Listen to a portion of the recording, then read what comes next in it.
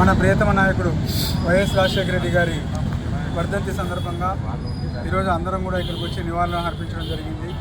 ఈరోజు వైఎస్ఆర్ అంటేనే రైతుల గుండెల్లో ఒక వైబ్రేషన్ క్రియేట్ అవుతుంది. అలాంటిది ఈరోజు రైతుల పరిస్థితి, ఆయన లేని లోటు జగన్మోహన్ రెడ్డి గారు ఉన్నప్పుడు జరిగిన పరిపాలన ఈరోజు లేదనేది స్పష్టంగా కనపడుతుంది. ముఖ్యంగా రైతుల పరిస్థితి ఎంత దారుణంగా తయారైందంటే, ఈ కూటమి ప్రభుత్వం అధికారంలోకి వచ్చినాక నిట్టు నిలువున రైతుల్ని దోచుకోవడం ఒకటి మొదలైంది. ముఖ్యంగా రైతులకి గిట్టుబాటు ధర లేదు. ఈరోజు ఉల్లిపాయ ధర చూస్తే కేవలం ₹1.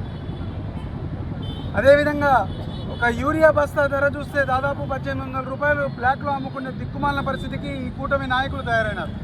ఎక్కడ చూసినా దందా, ప్రతి ఒక్కటి యూరియా దందా, ఏది చూసినా కూడా రైతులు దోచుకోవడమే.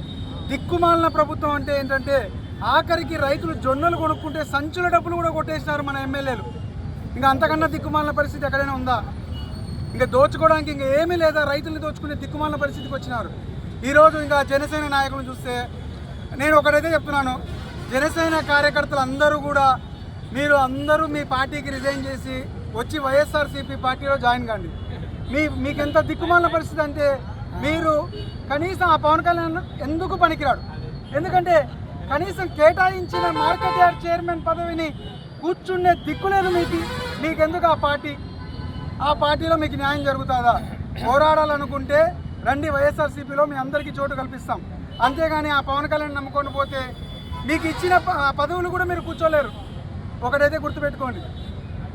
సో అందరినీ కూడా కోరేది ఒకటే, మళ్ళీ జగనన్న ప్రభుత్వం రావాలి, ప్రజలందరూ కూడా న్యాయం జరగాలి, రైతులకు అందరికీ కూడా జరగాలంటే మళ్ళీ జగన్మోహన్ రెడ్డి గారు ముఖ్యమంత్రి కావాలి.